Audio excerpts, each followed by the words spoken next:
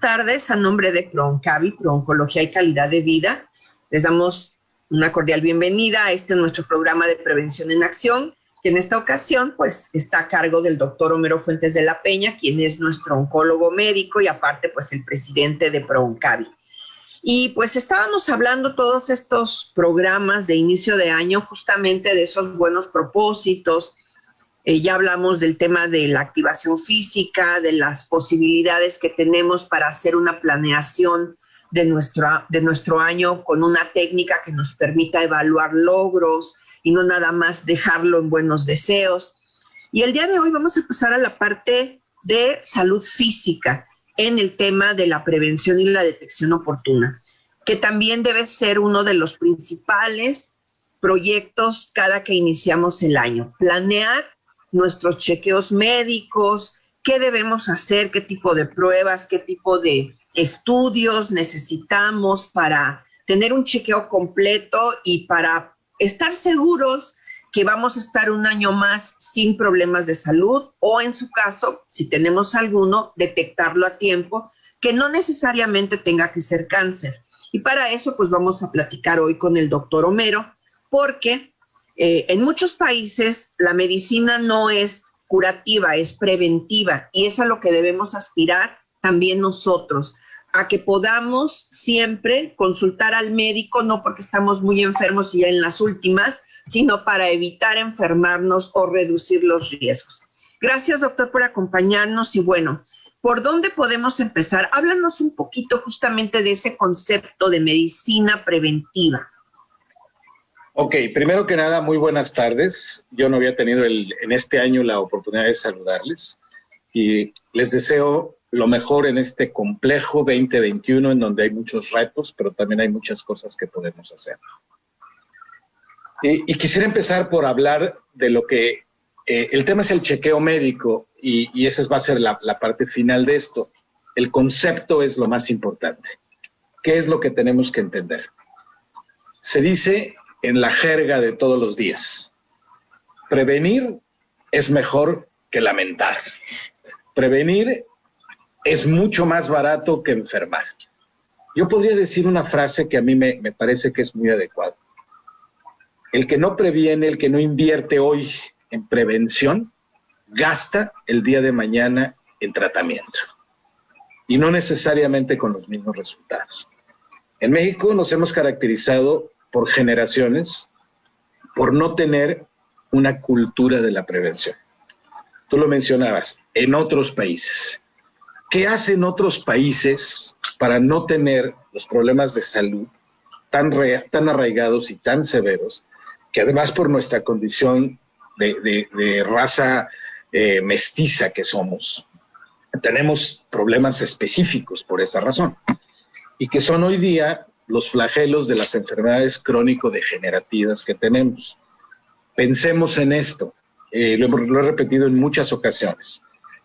La estadística y la proyección de Globocan, de las asociaciones internacionales en estadística de salud, nos dicen que en 10 años más vamos a triplicar el número de enfermos con enfermedades crónico-degenerativas.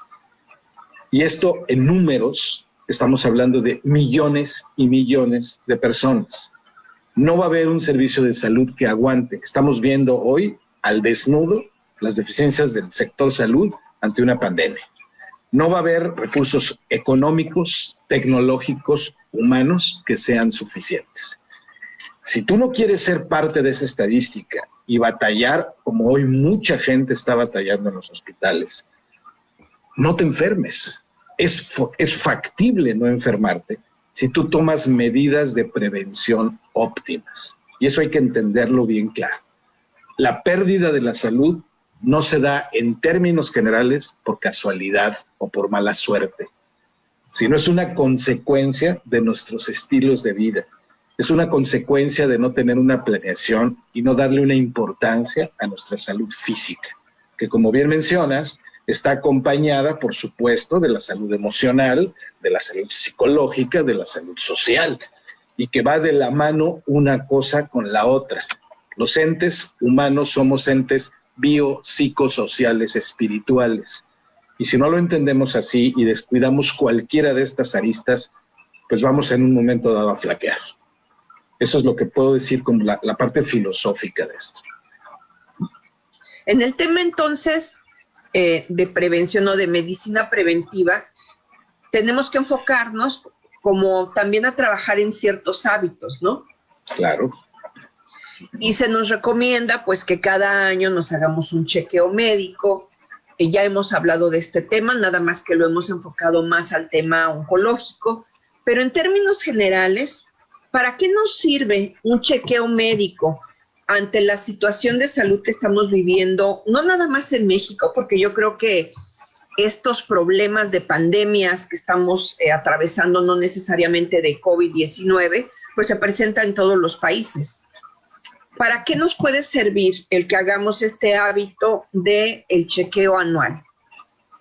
Nos puede servir para 3 cosas esencialmente. Una, para prevenir enfermarnos cuando esto es factible. 2, nos puede servir para detectar oportunamente algún problema, y cuando detectamos oportunamente algún problema, accesamos a un tratamiento oportuno y correctivo. Y 3, nos puede servir para reducir considerablemente los gastos económicos derivados de una costosa atención de la salud. Para empezar, ¿sí? Si nosotros entendemos esto, miren, déjenme hacer una analogía. Yo compro un carro, ¿sí? Vamos a suponer que saco un carro de la agencia, por ejemplo, ¿sí? Y la agencia te entrega junto con el carro, pues un cuadernillo, ¿no? Que te dice, el servicio está recomendado en el número de kilómetros tal. A tal distancia tú tienes que rotar las llantas. A tal distancia tienes que hacer el cambio de aceite. A tal distancia tienes que hacerle el servicio de motor, por ejemplo. ¿Ok? ¿Por qué creen ustedes que eso se da? ¿Se da para que el fabricante gane dinero? Sí, pero no nomás por eso. Tu vehículo está diseñado para algo y tiene una vida media y una duración. El organismo humano también la tiene. Si nosotros no utilizamos y no le damos el mantenimiento a nuestro organismo, difícilmente vamos a permitir que nuestro sistema funcione correctamente. ¿Qué pasa si a tu carro pasan 50,000 kilómetros y no le cambias nada en las llantas, ni el aceite, ni nada de lo demás? Muy probablemente estás reduciendo considerablemente la vida de ese motor. Bueno, pues pasa exactamente lo mismo con los seres humanos. Si tú le das alimento chatarra de mala calidad, estás reduciendo la posibilidad de tener una vida mucho mejor y mucho más prolongada, ¿no? Por ejemplo. ¿Ok? Y entonces, ¿por dónde debemos empezar? ¿Cuál es el primer paso? Debemos empezar por la conciencia, por entender con claridad que nosotros no somos eternos, que como cualquier cosa en la vida, con el tiempo se deteriora, ¿sí? Yo hace 30 años no tenía canas, ¿sí? Hoy me quedan pocos cabellos negros, ¿sí? ¿Qué es el paso del tiempo? ¿Ok? Primero tengo que entender que yo soy un ser finito, que no voy a estar aquí toda la vida, que yo tengo una esperanza de vida determinada en función de mis antecedentes genéticos, del medio donde me desenvuelvo, del acceso a la salud a la que tengo y de todo este tipo de cosas, estos estilos de vida. Eso es lo primero que tengo que hacer. Lo segundo que tengo que hacer es hacer un perfilamiento y decir, ok, yo, Pancho López, ¿a qué estoy expuesto? Estoy expuesto a diabetes porque tengo antecedentes diabéticos. Estoy expuesto a diabetes porque soy obeso, porque soy sedentario, porque mi alimentación es rica en carbohidratos, por ejemplo. Y si estoy así, debo de entender que lo primero que tengo que hacer es prevenir, entonces debo de corregir. Pero también tengo la necesidad absoluta de hacer determinaciones. Así como la aguja del auto me marca que la gasolina se va a acabar, o que el aceite está bajo, o que el sensor me marca que necesito hacer un cambio de aceite. Exactamente lo mismo pasa con el organismo, con la diferencia de que aquí no tenemos sensores que nos indiquen esto.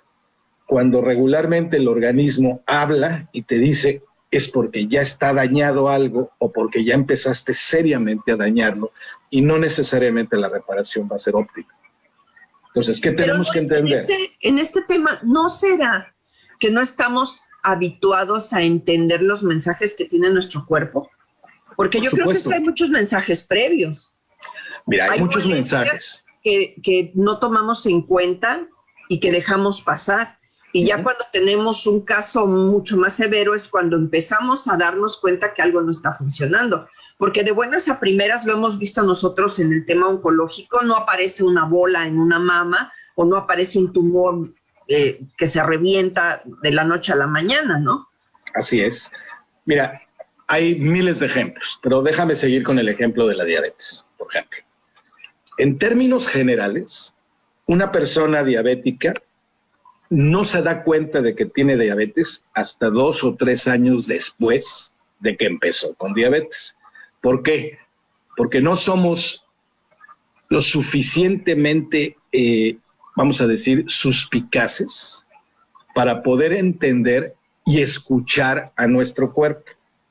Síntomas muy ligeros y muy discretos, como puede ser, por ejemplo, demasiada sed, como puede ser, por ejemplo, demasiado apetito, como puede ser ir al baño demasiadas veces. Nos justificamos nosotros mismos. Ah, sí, voy muy seguido al baño, es que tomo mucha agua. Y nunca te pones a pensar, oye, pero siempre has tomado la misma cantidad de agua y antes no sucedía. O nunca te pones a pensar, sí, nada más que siempre lo he hecho así, pero ahora tengo 45 años, por ejemplo, ¿sí? Y las cosas no son iguales. Entonces, eso es lo primero que no hacemos, escuchar a nuestro organismo. A veces nos inmiscuimos en el trabajo y se me olvida comer y no me he dado cuenta de que tengo hambre. ¿Cuándo me doy cuenta? Cuando ya llegó la hora de comer, después de 2, 3 horas de que ya se pasó el reloj. Y de repente huelo los alimentos y ¡ay, qué hambre traigo! Y como vorazmente, ¿no? ¿Por qué? Porque tenía hambre desde hacía algún tiempo y lo estaba reprimiendo. ¿Por qué? Porque no escucho a mi cuerpo. O también algo que es común, sobre todo en las mujeres, porque es hasta un mal hábito que se genera, de aguantarse el ir a orinar. Sí. Que te estás orinando y no vas y te aguantas y te aguantas y te aguantas hasta que de plano ya no puedes más y vas corriendo, ¿no? Así que es una mala práctica que a futuro te puede causar problemas. Pero es esa costumbre de no hacer caso a las necesidades que tu organismo te está manifestando en el momento. Bueno, a veces ni siquiera escucharlas, ¿sí? Exacto. A veces ya no es no hacerle caso, a veces ni siquiera te percatas de ello, a veces ni siquiera lo sabes. O sea, el sentido común te dice, oye, ¿es bueno aguantarse para ir al baño? Oye, ¿por qué? O sea, si tu organismo te dice, tengo ganas de hacer pipí, pues haz pipí, ¿no? Tengo sueño, duerme, tengo hambre, come, por ejemplo, ¿sí? ¿Pero sí, qué no hacemos? Postergar lo que es una prioridad, ¿no? Para estar Así saludable.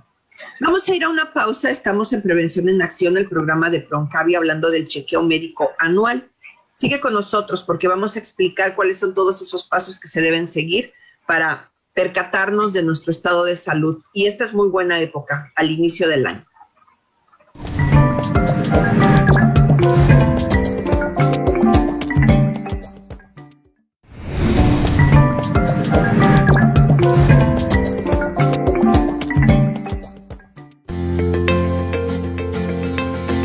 Oncotips. Evita la obesidad en tus hijos desde edades tempranas. En la infancia, la obesidad produce un desarrollo precoz e incompleto de los órganos reproductores, antesala del cáncer de estos órganos.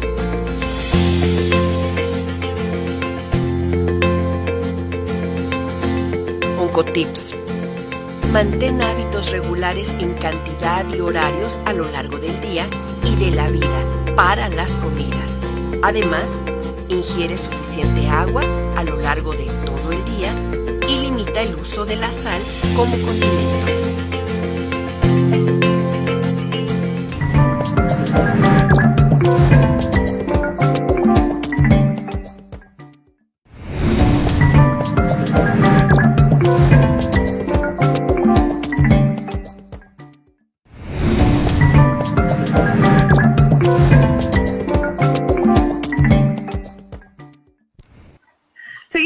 platicando con el doctor Homero Fuentes de la Peña. Él es nuestro presidente y oncólogo médico y estamos hablando del famoso chequeo médico anual. Y bueno, así como a los carros acostumbramos a hacerles un tune-up, ¿no? Y que sabemos que hay medidas preventivas hasta para el aire acondicionado, o sea que tenemos que hacer una rutina de chequeo en el aire acondicionado, en los extinguidores y en un montón de cosas, pues así también yo creo que la prioridad sería que empezáramos por nosotros. Entonces, hay una serie de estudios que se han comentado que son necesarios. Yo tengo estas dudas, doctor, quería ver si tú nos puedes ir platicando si es necesario antes de ir al doctor, a ese chequeo médico, hacernos algunas pruebas para llevar evidencia y pues ya llevar todo el paquetito completo para que entonces el médico nos pueda revisar esos estudios y decirnos si nos falta algo y hacernos aparte pues ya la parte de la exploración. Se habla mucho de la biometría hemática. ¿Esto es necesario? Fíjate que la biometría hemática es así como checar el aceite del carro, ¿sí? Ajá. Es algo extraordinariamente sencillo, barato y útil. Cuando tú sabes que yo tengo 20 y tantos años dando clases en la universidad. Ajá. Y es de llamar la atención cuando abordo a mis alumnos y les digo, a ver, ¿para qué sirve la biometría hemática? Pocos son los que me contestan el valor de la biometría hemática. Pero fíjense, se los voy a decir de una manera muy simple. La biometría hemática tiene esencialmente 3 partes. Los glóbulos rojos, manifestados por la hemoglobina y el hematocrito, los glóbulos blancos con tabla diferencial y las plaquetas. La biometría hemática en sangre periférica es un muestreo del proceso de producción de tu fábrica de defensas, ¿sí? Específicamente. Imagínate qué importante sería que tú verificaras el proceso de producción de tu fábrica, ¿ok?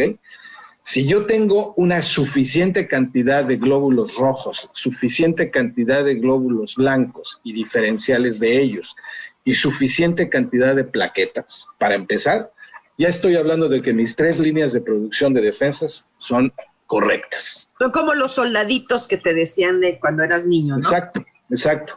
Si en una biometría hemática a ti te sale que los glóbulos blancos están muy altos, ¿sí? Podrías tener una leucemia o podrías tener algún otro problema, ¿sí? No te va a dar el diagnóstico, pero te va a dar una guía. Si, por ejemplo, si tu hemoglobina, tu hematocrito, tus glóbulos rojos están muy bajos, podrías pensar que tienes alguna forma de anemia, que podría ser anemia por deficiencia de hierro u otras cosas. O si tus plaquetas, vamos a suponer que están muy bajas, bueno, pues es probablemente tú tengas un problema serio, ¿sí? Con ello, o probablemente sea una situación temporal. Pero las plaquetas no deben de estar ni altas ni bajas, deben de estar en rangos. O sea, es necesario empezar con eso, una biometría hemática. Es absolutamente necesario. Es el estudio básico central. ¿Es diferente la biometría hemática a la química sanguínea? Completamente. La química sanguínea, que se integra o no a lo que llamamos SMAC, ¿sí? Haces tú, la química sanguínea es la determinación de glucosa, de BUN o nitrógeno de la urea y creatinina. Hay químicas sanguíneas que tienen otros parámetros, que incluyen, por ejemplo, las pruebas de funcionamiento hepático, las pruebas de funcionamiento renal, ¿sí? Las pruebas de electrolitos y algunas otras cosas más. Aquí es donde se ve también lo del colesterol y los triglicéridos en esta química sanguínea. En la química sanguínea extendida o llamado SMAC. Mira, hay un SMAC 21, un SMAC 24, un SMAC 26, un SMAC 30, un SMAC 31, un SMAC 32. ¿Qué son eso? El número de determinaciones. Un SMAC mínimo, vamos a decir, un SMAC 24, te va a ver electrolitos, pruebas de funcionamiento hepático, pruebas de funcionamiento renal y electrolitos, incluyendo, por supuesto, el colesterol, ¿sí? Los triglicéridos y todos estos elementos. Si tú tienes una biometría hemática completa con plaquetas y tienes un SMAC 24, tienes 24 parámetros más la biometría hemática, por lo menos tienes 27 parámetros para saber si tu organismo está bien o no está bien, de entrada, ¿no? Entonces palomeamos también la química sanguínea. Sin duda la química sanguínea, y me voy más lejos, yo haría un SMAC. Ok, un SMAC, y el SMAC es adicional a la biometría o lo incluye? No, son dos pruebas diferentes Okay, en una misma muestra, ¿no? Ok, pediríamos un SMAC y aparte la biometría. Sí, te sacan la misma muestra de sangre en un tubito, llevan para la biometría y en otro para el SMAC. ¿Se acabó? ¿Y el examen general de orina se recomienda? El examen general de orina, vamos a decir que si bien no es indispensable, sí es útil. Particularmente ¿en quién? En las mujeres, más que en los hombres. ¿Por qué? Porque como ustedes saben, el trayecto y la distancia que existe entre la uretra femenina y el orificio anal es mucho más corto por razones anatómicas que en el hombre. Y es muy común en la mujer particularmente que exista contaminación fecal y con ello esencialmente Escherichia coli, que produce infecciones urinarias subclínicas, es decir, infecciones que no tienen síntomas, pero que están ahí. Y que si tú tratas adecuadamente y erradicas una bacteria, pues adelante, ¿no? A la Escherichia coli. Entonces, no estorba. A veces te sirve muy bien para ver la densidad, la cantidad de cilindros que tienes, la presencia o no de bilirrubina, de hemoglobina, de elementos derivados del colesterol y todo este tipo de cosas que podrían en un momento dado servirte. O sea, es opcional, pero es recomendable. También se habla de otras pruebas ahorita que son necesarias, que son las pruebas inmunológicas para detección de VIH, de VPH, de hepatitis B y C. ¿Las recomiendas? Yo diría que ahí no en términos generales a la población en general. ¿En quién las recomiendo? Ahí sí viene el perfilamiento. Si tú te haces una biometría hemática, un SMAC y un examen general de orina, siendo hombre o mujer, y llegas con el médico de primer contacto, tienes de entrada lo necesario para que el médico tenga una evaluación de lo que va a hacer. Si en tu perfilamiento tu perfilamiento específico como paciente, ¿no? Tú tienes riesgos, por ejemplo, para tener algún problema de VIH, de HPV, ¿no? De virus del papiloma humano. Porque tú tengas alguna situación en particular, ok, eso va a ser añadido al perfil de riesgo de esa persona. Y eso ya lo va a determinar el médico. Eso ya lo va a determinar el médico. Yo no diría que valdría la pena hacerlo abierto así a todo mundo, ¿no? Yo creo que esos 3 iniciales y una placa de tórax, que ahorita hablamos de eso. ¿Y el antígeno prostático específico, el PSA, que también se toma en sangre? El antígeno prostático específico es de cajón en todos los hombres a partir de los 45 años, por lo que hemos dicho aquí tantas veces. El cáncer de próstata es una enfermedad. Primero la hiperplasia prostática benigna y también el cáncer de próstata son enfermedades que con la edad se van presentando. Si tú tienes 50 años de edad y tu antígeno prostático específico está en el límite de la normalidad, tú tienes que vigilar esa próstata muy cercanamente. No por cáncer, pero sí por hiperplasia prostática. O sea, entonces, le daríamos palomita para hombres mayores de 45 años. Así es. El tele de tórax y la espirometría. Ok. El tele de tórax en el paquete de biometría hemática, química sanguínea o SMAC y examen general de orina lo incluye. ¿Por qué? Porque la tele de tórax te brinda una gran información acerca de tu silueta cardíaca, acerca de tus pulmones, de manera general. Cuando hay alguna situación muy particular hay que profundizar algo más. La espirometría no, a menos de que en estas circunstancias de pandemia podamos incluir, por ejemplo, la prueba de COVID, que también no es diseñable. Sabemos perfectamente que hay personas asintomáticas que tienen COVID positivo, ¿sí? O sea, ahorita tú la recomendarías como parte de la batería en sangre que se requiere. Yo ahorita recomendaría en esta pandemia hacerse una prueba de antígeno COVID por hisopado, ¿sí? A todas las personas. Por hisopado. Por hisopado a todas las personas. Eso es lo que yo haría ahorita. Dejaría la espirometría, y dejaría en un momento la prueba de anticuerpos para COVID, solamente para aquellas personas que tengan una condición específica. Bueno, y volviendo al tema, el tele de tórax, que es esa radiografía que genera imágenes del corazón y pulmones, ¿sí la recomiendas? Sí la recomiendo en hombres y mujeres adultos como parte del examen general, el chequeo médico que debes hacerte mínimo básico. ¿Y el electrocardiograma? El electrocardiograma no como algo general, pero sí para el paciente de perfilamiento que el médico te va a indicar. ¿Sí? Ok, entonces resumiendo, lo que recomendarías antes de ir con el médico para llevar la información es que nos hagamos una biometría hemática, una química sanguínea, que es el SMAC, también un examen general de orina, que no está de más. Si es hombre mayor de 45 años, el antígeno prostático específico, posiblemente un tele de tórax, y con eso ya llevamos nuestro paquetito para nuestro chequeo anual con el médico. Y te agrego 2 cosas. La mamografía, si tienes 40 años o más, y te agrego el Papa Nicolau en todas las mujeres que tienen vida sexual activa. Ese si tú quieres, no anual, pero sí cada 2 o 3 años. O sea, eso sería lo básico. Lo básico. Bueno, y doctor, el tema de las pruebas que se hacen en heces, ¿lo recomiendas? No es una mala idea, ¿sí? No vamos a decir que no es indispensable, pero búsqueda de sangre oculta en heces no es una mala idea. Claro, si tú tienes trastornos digestivos, por ejemplo, eres estreñido, tienes diarreas frecuentes, tienes algunas situaciones, es indispensable. Vamos a suponer que no, que funcionas perfectamente, a lo mejor te puedes evitar eso. Pero si el médico a la hora de revisarte, por ejemplo, toca que tienes un colon irritable o que tienes una parte del colon inflamado, va a ser necesario, ¿sí? Sería ya más específico. Y estas pruebas, nosotros, si tenemos servicios de salud, ¿las podemos pedir en nuestra clínica de referencia o no? Deberíamos pedirlas y deberían hacerlas. Deberían. En nuestra realidad y bajo estas circunstancias de pandemia, si cuando no hay pandemia no te hacen caso, menos te van a hacer caso con esto. No es común, claro, depende del médico. Hay gente muy consciente que sí te va a decir, sí, tienes toda la razón, te voy a hacer tu mamografía de tamizaje, te voy a pedir una biometría hemática, te voy a pedir un antígeno prostático, pero hay gente que no.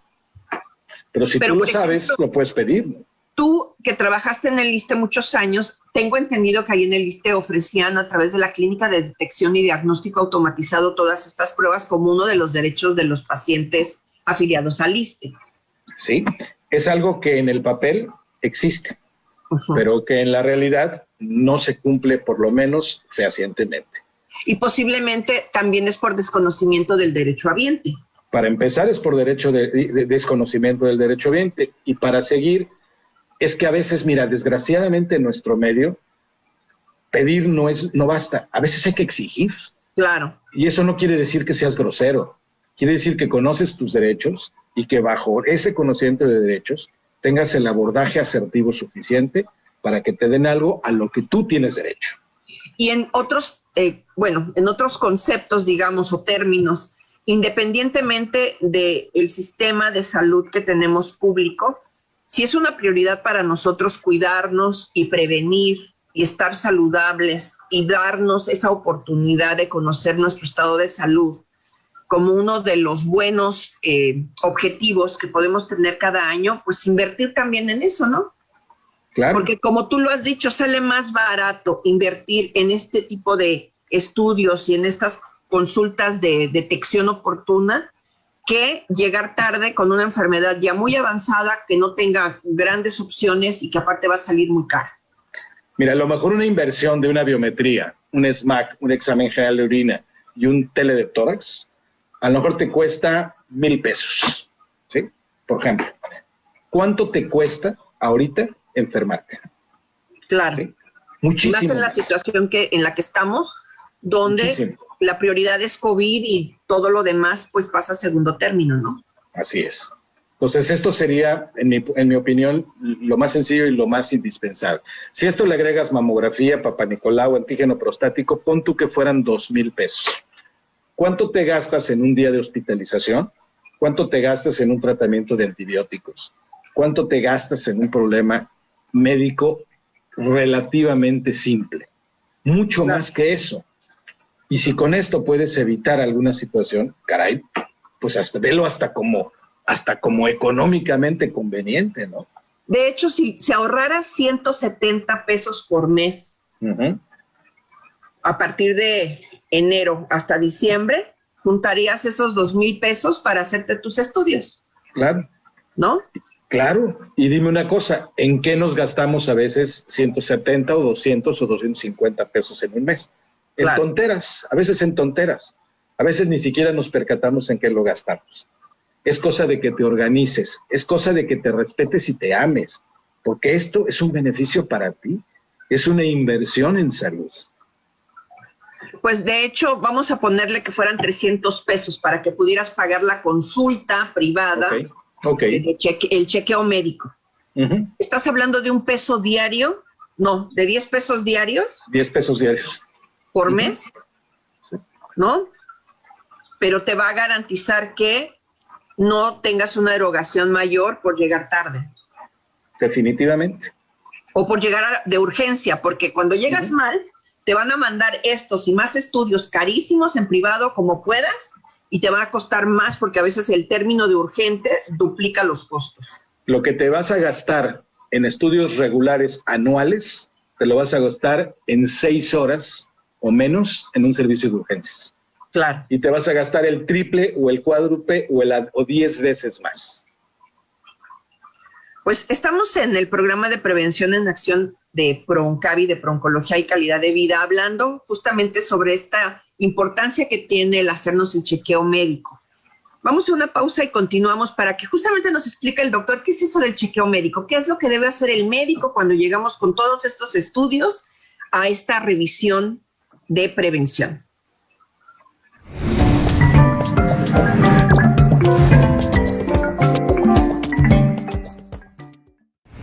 Oncotips, cáncer de colon. Se estima que el 47% de los casos de cáncer de colon podría prevenirse aumentando los factores protectores y disminuyendo los factores de riesgo. Todo lo que aumenta la probabilidad de desarrollar cáncer se llama factor de riesgo, y todo lo que disminuye esta probabilidad se conoce como factor protector. Los siguientes factores incrementan el riesgo de cáncer colorectal. Edad. El riesgo de cáncer colorectal aumenta a partir de los 50 años. Antecedentes familiares.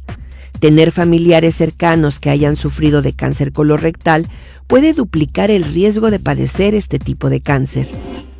Antecedentes personales de pólipos o enfermedad inflamatoria intestinal.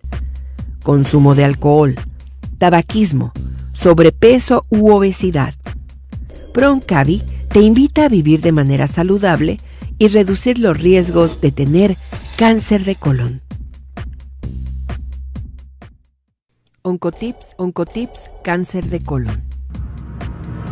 Para reducir los riesgos de tener cáncer de colon, es importante que controles tu peso. Lleva una vida físicamente activa y limita el tiempo que pasas sentado. Lleva una dieta saludable rica en cereales, legumbres, verduras y frutas. Reduce el consumo de alimentos ricos en calorías, azúcar y grasa, así como las bebidas azucaradas.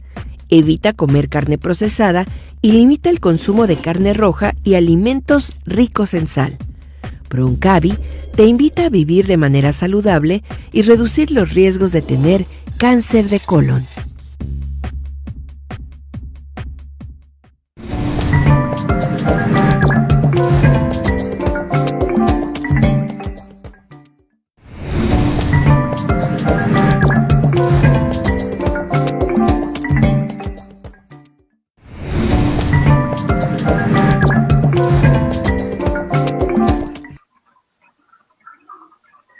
Continuamos en nuestro programa Prevención en Acción hablando del chequeo médico. Doctor, bueno, ya llegas con el médico. ¿Qué médico es al que le toca hacer el chequeo? ¿El médico general, el médico familiar, el internista? ¿Con quién tenemos que ir?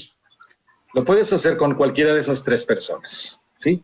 Un médico que sea lo suficientemente avesado y responsable para esto, que tenga cualquiera de estas especialidades, puede hacer un chequeo médico anual.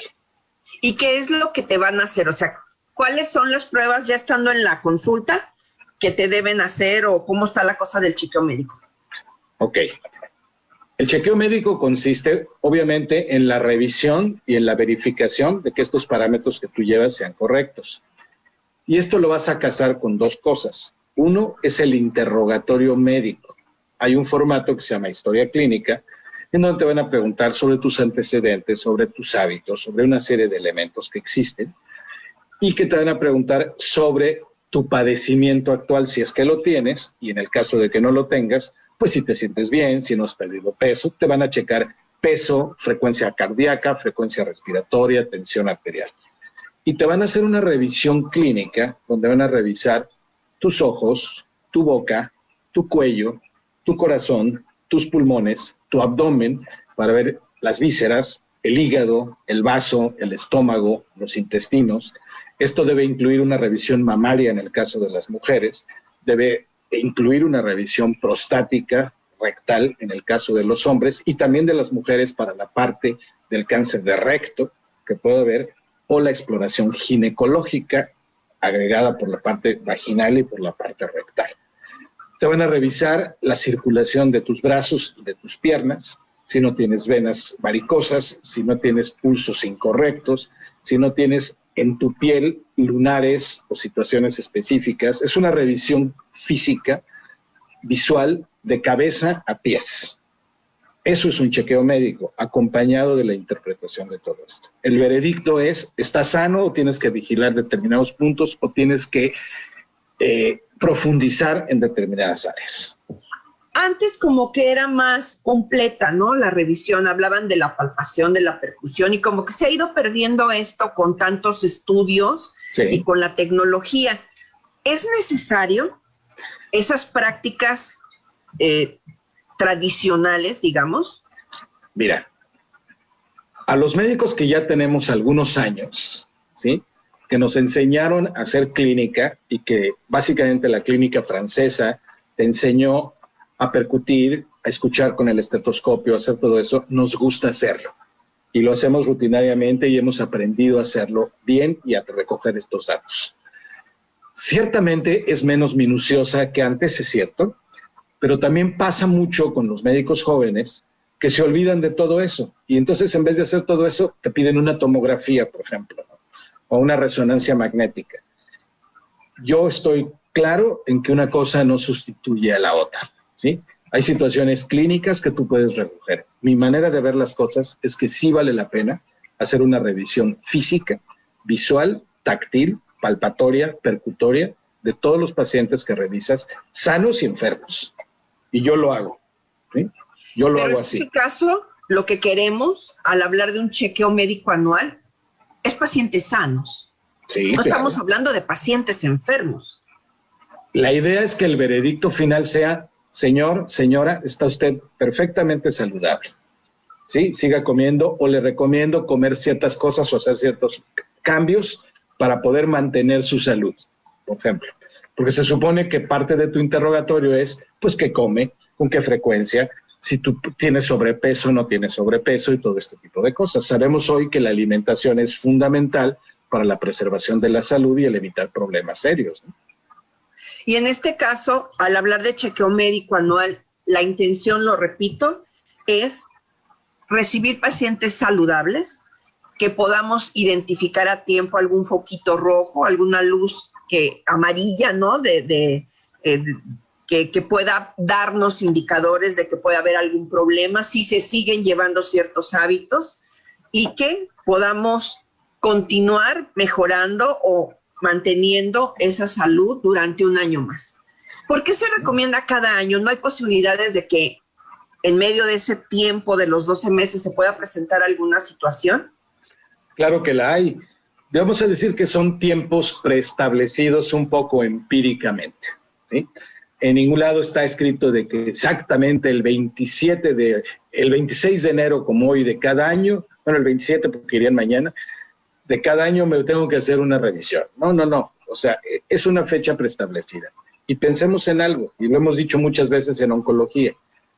Al cáncer le tienes que ganarle la pichada, no te esperes a que esté presente. Recuerden que existen enfermedades asintomáticas y asignológicas.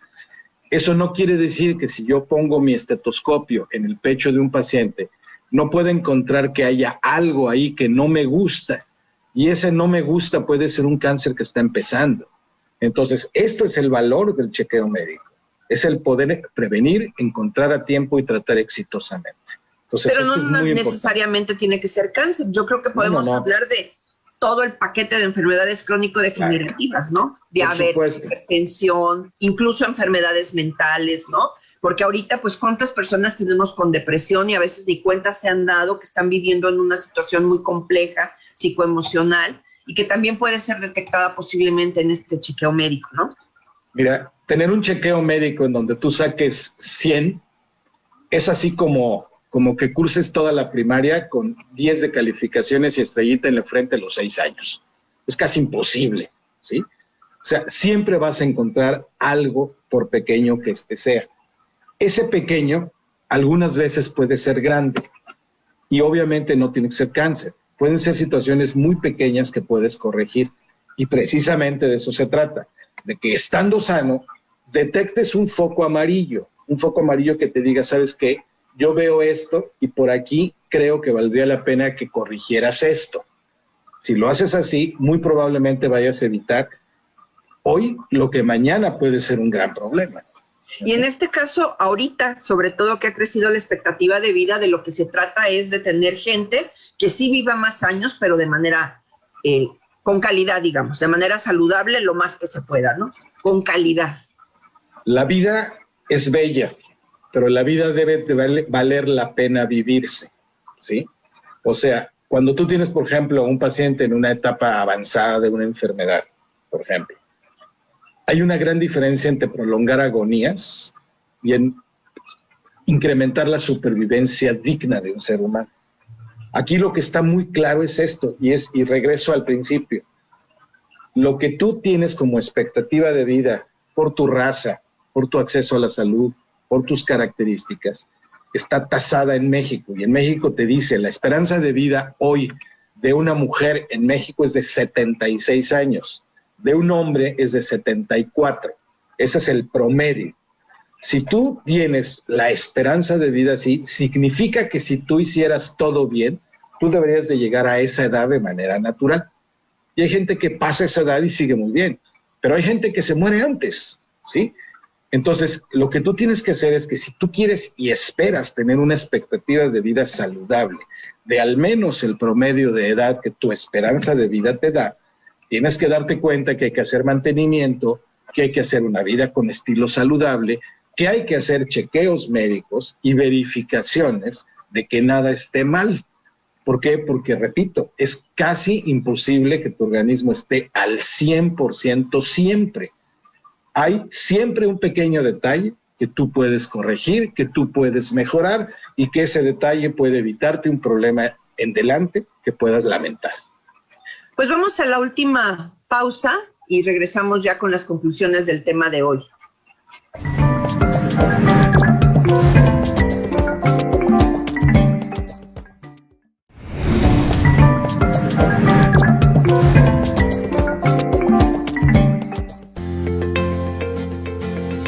Oncotips. Modifica tu dieta. Hay algunos estudios serios que indican que una dieta alta en grasas aumenta el riesgo de tener cáncer de próstata. Esto incluye las grasas que contienen las carnes, nueces, aceites y productos lácteos. Baja tu riesgo comprando carnes magras y productos lácteos bajos en grasa. Los ácidos grasos omega 3 han demostrado disminuir el riesgo de cáncer de próstata. Aumenta tu consumo de omega 3 ingiriendo pescados como el atún y el salmón.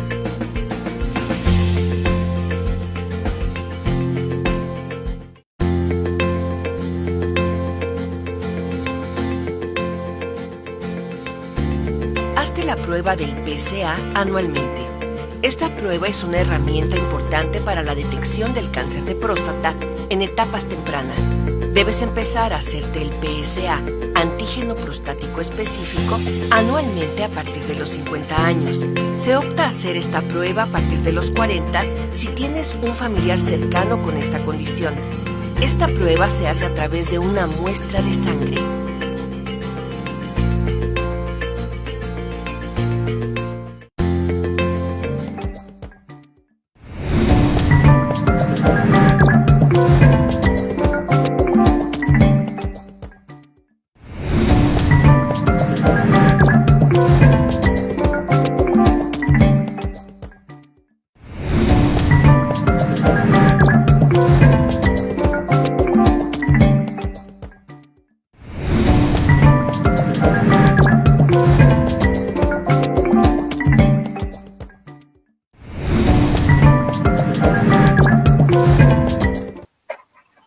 pues estamos ya listos para recapitular lo que hemos estado platicando sobre el chequeo médico anual que se recomienda como una inversión prioritaria para nuestro cuidado, para perder ese miedo, porque luego esa es la justificación más ridícula que en mi caso he escuchado, de que no quiero hacerme los chequeos porque qué tal que me encuentren algo, pues da la casualidad de que es para eso, ¿no? Pero de que te lo detecten a tiempo.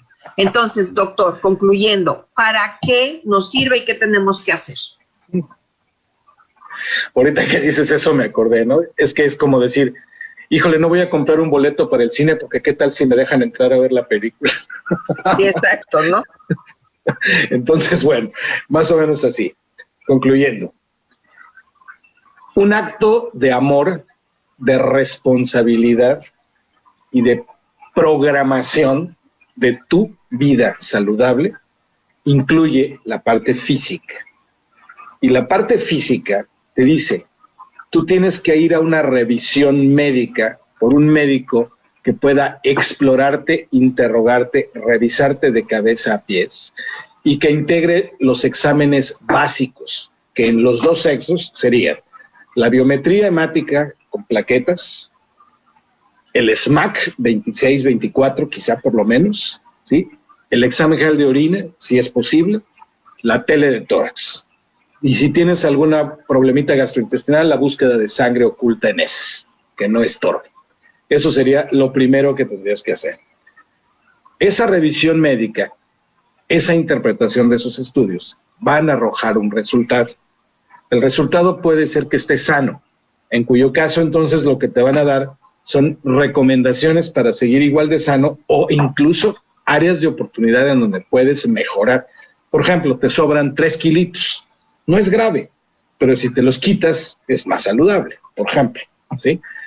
O te van a encontrar áreas específicas. ¿Sabes qué? Aquí hay un ruidito en el pulmón o siento algo en tu intestino y a lo mejor te tengo que hacer una endoscopía o te tengo que hacer algún examen adicional.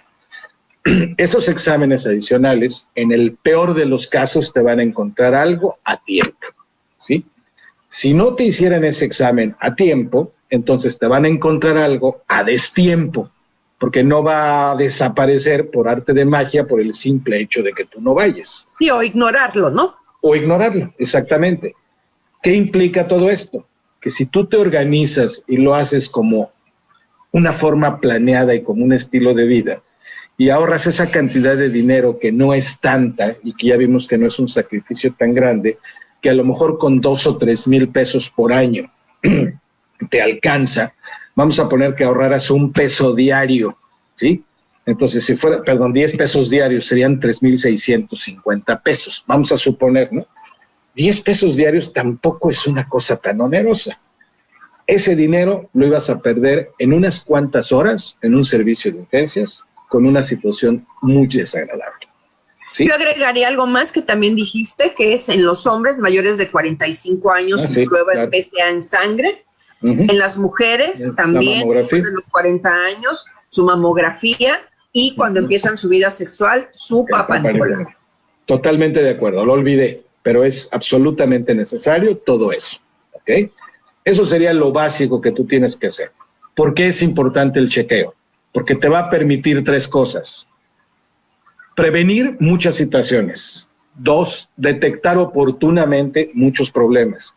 3, mejorar sensiblemente o reducir, mejor dicho, sensiblemente el gasto en salud que tú vas a tener cuando no lo haces. Recuerden, gastar en tratamiento es como 10 veces más caro que gastar o invertir en prevenir.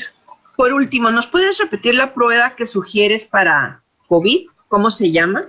Ok, la prueba del hisopado más, vamos a decir, rápida, confiable, que existe hoy día, es la determinación por hisopado, por una muestra nasal, del SARS-CoV-2 y se llama antígeno COVID o antígeno SARS-CoV-2. Eso es cuando tú tuviste algún contacto o cuando simple y sencillamente existe un estudio de rutina. ¿Quieres saber si lo tienes o no lo tienes? Okay. Implica que debió haber un contacto de entre 2 y 7 días antes, aproximadamente. Esa es la prueba de hisopado. Hay otras pruebas y hay pruebas de anticuerpos que ya son situaciones específicas. Muy bien. Pues muchas gracias, doctor. Y les recordamos que en Proncavi estamos a sus órdenes, a su disposición. Si quieren más información, pueden ponerse en contacto con nosotros a través de nuestra página en Facebook, que es Proncavi, así como aparece ahí nuestro letrerito, o bien a través de nuestra página en internet, que también es www.proncaviac.org. Y en nuestros teléfonos, que es 664-685-8971. Con gusto les vamos a responder todas sus dudas y podemos darles esta información que trabajamos el día de hoy para hablar de este chequeo médico anual. Gracias, doctor, y hasta la próxima semana. Gracias a ustedes por escucharnos, gracias por ayudarme a expresar todo esto.